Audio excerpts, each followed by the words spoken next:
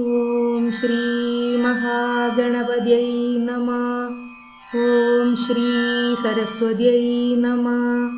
ഓം ശ്രീ ഗുരുഭ്യോ നമഃ. ഓം ശ്രീകൃഷ്ണ പരമാത്മനേ നമഃ. ഇന്ന് നമ്മൾ നാരായണീയം ദശകം 4 7ാമത്തെ ശ്ലോകമാണ് ചൊല്ലുന്നത്. നമുക്ക് ശ്ലോകം ചൊല്ലാം. തൽസമാസ്വദനരൂപിണീം സ്ഥിതിം ത്വൽസമാധിമയി വിശ്വനായക ആശ്രിതാ പുനരത പരിച്യുതാ വാരഭേമഹി ച ധാരണാദികം.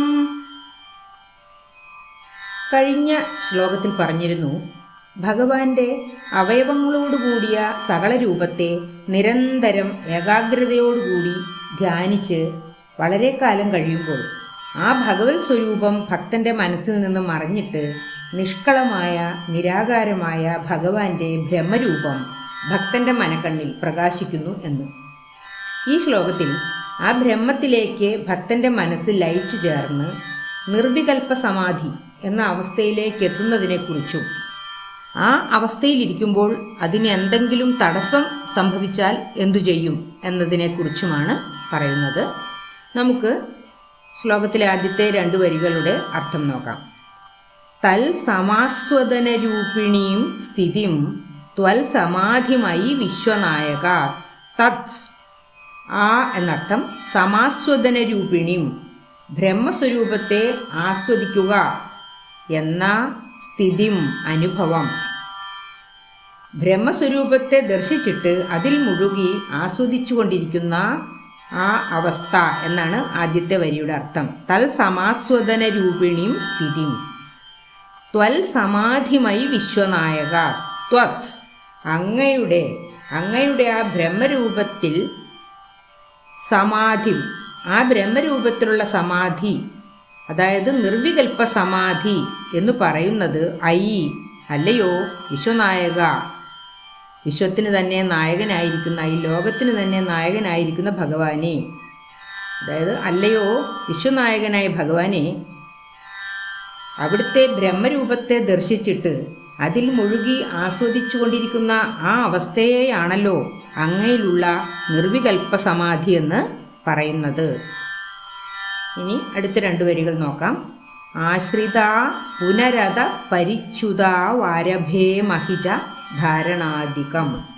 ആശ്രിതാഹ ആശ്രിതരായ, അങ്ങയുടെ ആശ്രിതരായ, അങ്ങയെ ആശ്രയിച്ചു കൊണ്ടിരിക്കുന്ന ഈ ഞങ്ങൾ, പുനരത പുനഃ വീണ്ടും, അതഹ അതിൽ നിന്ന്, പുനരത അതിൽ നിന്നു വീണ്ടും, അതിൽ നിന്ന് എന്ന് പറഞ്ഞാൽ ആ നിർവികൽപ്പ സമാധി അവസ്ഥയിൽ നിന്ന് വീണ്ടും, പരിച്യുതാവാരഭേമഹി പരിച്യുതൗ, പരിച്യുതി സംഭവിക്കുകയാണെങ്കിൽ, ഒരു തടസ്സം സംഭവിക്കുകയാണെങ്കിൽ, അല്ലെങ്കിൽ ഒരു ഭ്രംശം, ഒരു ഭംഗം ആ നിർവികൽപ്പ സമാധി അവസ്ഥയ്ക്ക് സംഭവിക്കുകയാണെങ്കിൽ, പരിച്യുതൗ ആരഭേമഹി ആരംഭിച്ചു കൊള്ളാം, വീണ്ടും, ആരഭേം അഹി വീണ്ടും ആരംഭിച്ചു കൊള്ളുകയും ചെയ്യാം, ആരഭേമഹി ച വീണ്ടും ആരംഭിക്കുകയും ചെയ്തു കൊള്ളാം, ധാരണാധികം ധാരണ തുടങ്ങിയുള്ള ഘട്ടങ്ങളെ, ധാരണ മുതലായ ധാരണാധ്യാനം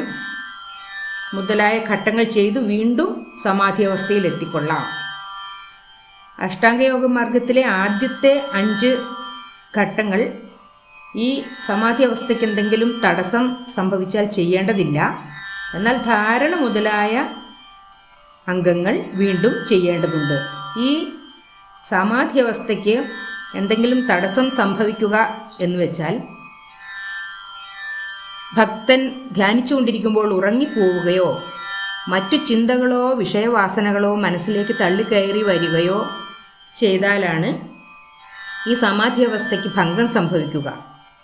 അങ്ങനെ സംഭവിക്കുകയാണെങ്കിൽ ധാരണ മുതലായ അംഗങ്ങൾ തുടങ്ങി വീണ്ടും ചെയ്തു കൊള്ളാം എന്നാണ് ഈ ശ്ലോകത്തിൽ 2ാമത്തെ 2 വരികളിൽ പറയുന്നത്. ഇനി നമുക്ക് ഈ ശ്ലോകത്തിൻ്റെ ഒരുമിച്ചുള്ള അർത്ഥം ഒന്നുകൂടി പറയാം. ഭഗവത് സ്വരൂപത്തെ നിരന്തരം ധ്യാനിച്ചു കൊണ്ടിരിക്കുന്ന ഭക്തൻ്റെ മനസ്സിൽ വളരെ കാലം അങ്ങനെ തുടരുമ്പോൾ ഭഗവാന്റെ അവയവങ്ങളോടുകൂടിയ രൂപം മറഞ്ഞിട്ട് നിഷ്കളമായ ബ്രഹ്മരൂപ ചൈതന്യം പ്രകാശിക്കുന്നു. അങ്ങനെ ആ ബ്രഹ്മാനുഭവത്തെ ആസ്വദിച്ചു കൊണ്ടിരിക്കുന്ന അവസ്ഥയാണല്ലോ അങ്ങയിലുള്ള നിർവികൽപ്പ സമാധി എന്ന് പറയുന്നത്.